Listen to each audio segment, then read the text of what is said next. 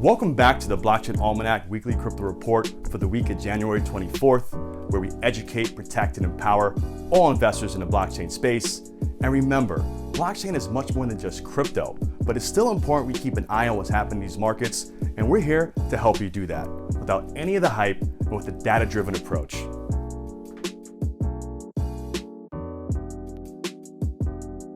Another week, another round of blockchain and crypto news, and some interesting developments happened this week. From Bitcoin prices holding steady, Telegram fighting with the SEC, Ethereum Classic securing funding for further development, and new news on correlations and trends when it comes to crypto. So let's get you caught up on all the latest trends and headlines this week.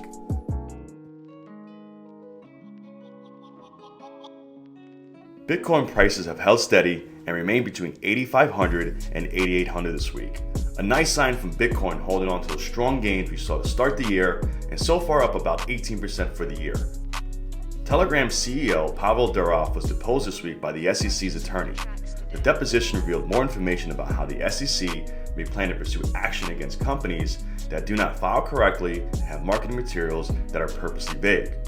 The SEC argues that Telegram failed to report its fundraising properly and did not properly identify what utility its token will have. Now, Telegram filed for exemption from registration under Regulation D in February 2018, but the company continued to collect funds after the filing date.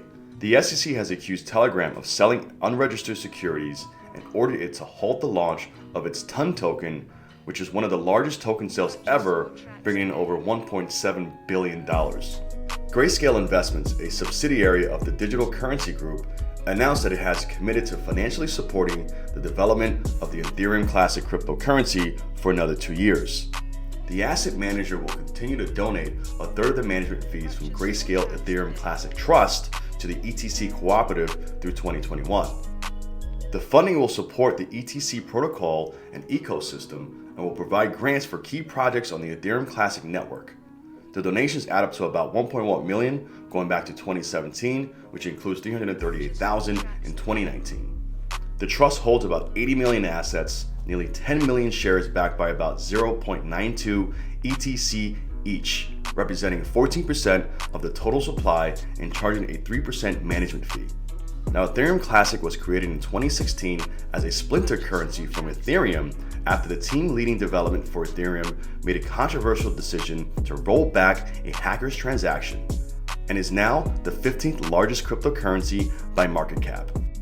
Binance released a report that highlights the correlation of the major cryptocurrencies, revealing interesting insights about how investors may want to construct a well-balanced portfolio with uncorrelated assets.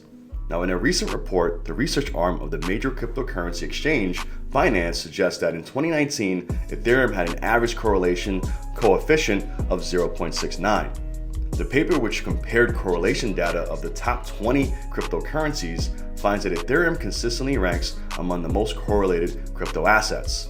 Interestingly, the report points out that programmable blockchains, such as Ethereum, Neo, and EOS, often show higher correlations with each other as compared to non-programmable assets. Researchers have also observed higher correlations among cryptocurrencies with the highest market caps. The assets with the lowest correlations were Cosmos at 0.31, followed by Chainlink and Tezos. Meanwhile, the correlation between Bitcoin and traditional assets, especially gold, is still subject to debate. New data suggests that Bitcoin is less correlated to gold than many have believed.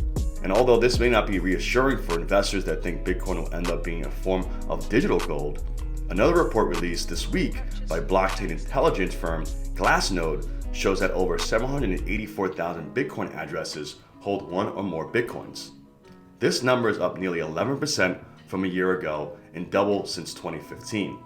The growth in the number of unique BTC addresses with such significant amounts could be a sign of continued adoption by retail investors, as well as an increase in BTC's wealth distribution. So those were the top headlines. Now let's take a look at what the crypto markets did this past week. And to do that, we'll take a look at the Blockchain Benchmark Index, a comprehensive metric of the overall crypto markets, but also lets you know what's happening in every single relevant sector of the space.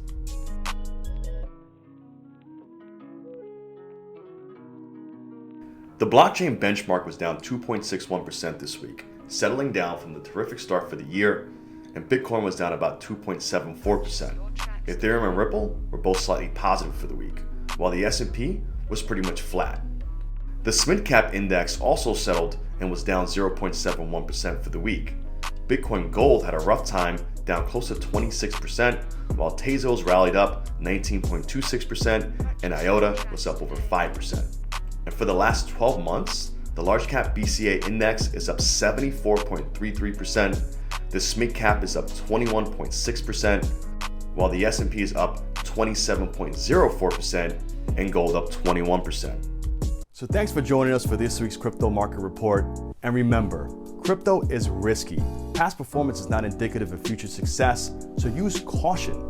Now at the Blockchain Almanac, we're cynical optimists. We don't drink the industry Kool-Aid, but we believe in the fundamentals of blockchain. So we're here to help you keep track of these markets responsibly and with an eye on risk-adjusted returns. So if you like this video, subscribe to our channel and make sure to come back next week for all the latest trends and headlines happening in blockchain and cryptocurrency.